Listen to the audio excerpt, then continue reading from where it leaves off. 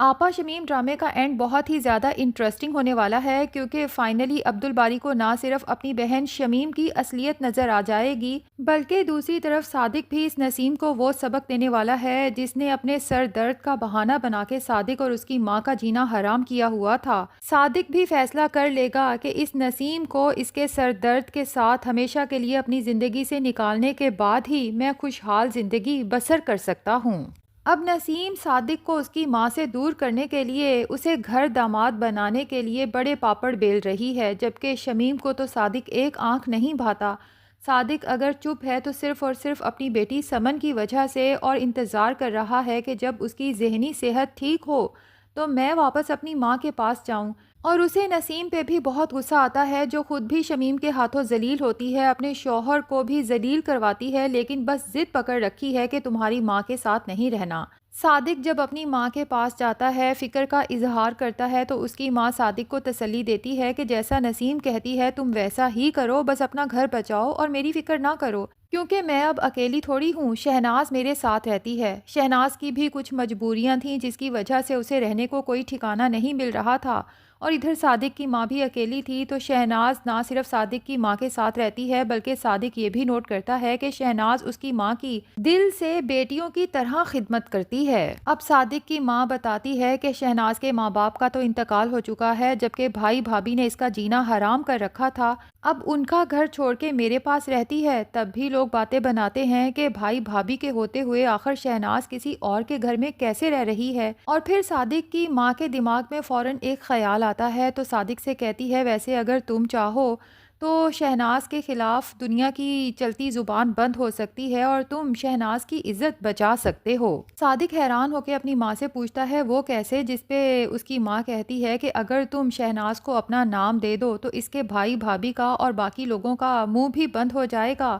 اور ویسے بھی نسیم تو اس گھر میں واپس آنا نہیں چاہتی، جبکہ یہ شہناز تو دن رات میری بیٹیوں سے بڑھ کے خدمت کرتی ہے، اور ویسے بھی مجھے تمہارا احساس بھی ہے، آخر کب تک تم اپنی بیٹی کی وجہ سے اس گھر میں بیٹھے رہو گے اور ذلیل ہوتے رہو گے؟ مجھے اس بات کا اندازہ ہے کہ میرے مجبور کرنے پہ ہی تم نسیم کی بات مان رہے ہو، ورنہ تم اس گھر میں نہیں رہنا چاہتے۔ تو اب میں نے فیصلہ کر لیا ہے کہ سمن کی ذہنی حالت بھی کافی حد تک سنبھل چکی ہے، اور ویسے بھی سمن تمہاری بیٹی ہے، تم جب چاہو اس سے مل سکتے ہو۔ نسیم نے تو نہ کبھی میرے ساتھ رہنا ہے اور نہ ہی تمہارا گھر بسانا ہے، اچھا نہیں کہ تم شہناز سے نکاح کر کے اپنا گھر بساؤ اور ایک خوشحال زندگی بسر کرو۔ صادق خود بھی شہناز کی خوبیوں سے کافی مرعوب نظر آتا ہے، اور اسے اپنی ماں کی بات بھی کافی حد تک معقول رکھتی ہے۔ بہرحال اگلے دن وہ آفس ٹائمنگ کے بعد اپنی بیٹی سمن سے ملنے کی خاطر سسرال مجبوری کے تحت جاتا ضرور ہے، جبکہ اسے وہاں جانا بالکل بھی پسند نہیں ہے، اور پھر نسیم شروع ہو جاتی ہے کہ صادق میں نوٹ کر رہی ہوں تم اپنی ماں کے گھر آج کل کچھ زیادہ ہی چکر نہیں لگانے لگے۔ صادق کو نسیم کی یہ بات سن کے شدید غصہ آتا ہے، اس لیے اسے سنا ہی دیتا ہے کہ میں اپنی بیٹی سمن کی خاطر یہاں رہتا ضرور ہوں، لیکن اس کا مطلب یہ نہیں کہ میرا اپنی ماں کے ساتھ تعلق ختم ہو گیا ہے۔ صادق کو ویسے ہی اس گھر کا ماحول بہت گھٹن زدہ لگتا ہے، اور نسیم کی باتیں تو اسے بہت ہی بری لگنے لگی ہیں، اس لیے اب وہ چپ چاپ شہناز سے شادی کر لے گا، اور دو دو تین تین دن کے وقفے کے بعد صرف سمن سے ملنے کے لیے اپنے سسرال جائے گا۔ تو نسیم صادق سے کہے گی کہ تم اتنے دن بعد آنے لگے ہو، کیا اب تمہیں اپنی بیٹی سمن کی کوئی فکر نہیں؟ اب صادق سمن کو اپنی دادوں سے ملانے کے بہانے جب اپنے گھر لے جایا کرے گا تو صادق کی نئی بیوی سمن کا بہت زیادہ خیال رکھے گی۔ سمن جو محبت اپنی ماں سے چاہتی تھی اسے اپنی سٹیپ مدر سے ملے گی تو وہ بضد ہوگی کہ میں اپنی دادوں کے ساتھ رہنا چاہتی ہوں، واپس ماما کے پاس نہیں جانا چاہتی۔ تو صادق بھی فیصلہ کر لے گا کہ سمن اب یہیں رہے گی۔ رہی بات نسیم کی، تو وہ اپنے میکے میں خوش ہے تو ٹھیک ہے، اپنی باقی کی زندگی وہیں گزارے۔ دوسری طرف عبدالباری پہ صادق کی باتوں کا بہت اثر ہوا ہے، اس لیے وہ ہر دوسرے تیسرے دن کشف کو باہر گھمانے کے لیے لے کے جاتا ہے، اسے کوالٹی ٹائم دیتا ہے، تو کشف کو یہ سب بہت اچھا لگتا ہے۔ اسے اب جا کے احساس ہوتا ہے کہ اس کے ماں باپ نے اس کے لیے جو فیصلہ کیا ہے عبدالباری سے شادی کا، شاید اس سے بہتر ہمسفر اسے کبھی مل ہی نہیں سکتا تھا۔ کشف سوچتی ہے کہ عبدالباری میرے ساتھ اتنا اچھا ہے، اگر میں اسے کنونس کروں تو ہو سکتا ہے کہ یہ مجھے یونیورسٹی پھر سے جوائن کرنے کی اجازت دے دے۔ ویسے بھی بہت زیادہ چھٹیاں ہو چکی ہیں اور کشف کی سٹڈیز کا کافی حرج ہو چکا ہے، اس لیے وہ عبدالباری کو سمجھاتی ہے کہ عبدالباری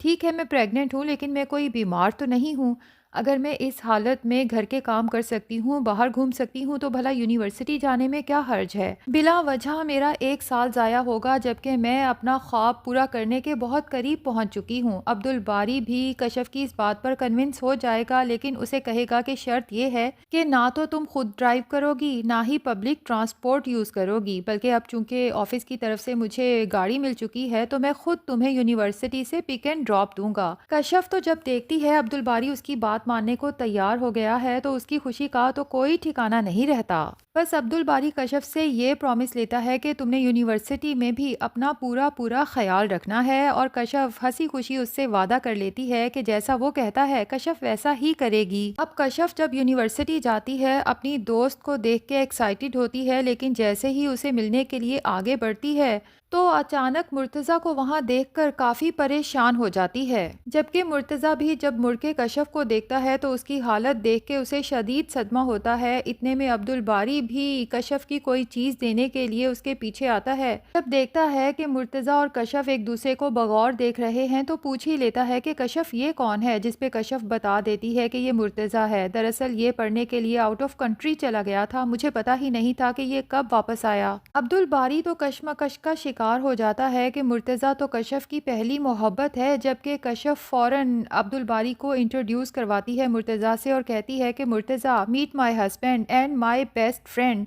عبدالباری۔ میں اس دنیا کی سب سے خوش قسمت عورت ہوں جسے عبدالباری جیسا شوہر ملا، جو نہ صرف میرا بہت خیال رکھتا ہے، میری بہت عزت کرتا ہے، بلکہ ہر اونچ نیچ میں میرا ساتھ دیتا ہے۔ اب یہ سب سن کے مرتضیٰ تو خاصا ہرٹ ہوتا ہے، جبکہ عبدالباری کے دل کو سکون ہو جاتا ہے کہ کشف جو اہمیت عبدالباری کو دیتی ہے، شاید کشف نے اتنی اہمیت اپنی زندگی میں کبھی کسی کو نہیں دی۔ اب یوں ہی کچھ دن گزر جاتے ہیں تو اچانک کشف کی طبیعت خراب ہو جاتی ہے۔ عبدالباری اور شمیم جب اسے ہاسپٹل لے کے جاتے ہیں اور کشف کے گھر والوں کو بھی کال کر دیتے ہیں، جب تک وہ پہنچتے ہیں تو ڈاکٹر باہر آ کے عبدالباری کو بتاتی ہے کہ مبارک ہو، آپ کے ہاں بیٹی پیدا ہوئی ہے۔ عبدالباری تو بیٹی کا سن کے بہت خوش ہوتا ہے، کشف کے پیرنٹس بھی بہت خوش ہوتے ہیں، لیکن شمیم سے ان کی خوشی برداشت نہیں ہوتی۔ فوراً اپنے بھائی کا دل جلانے کے لیے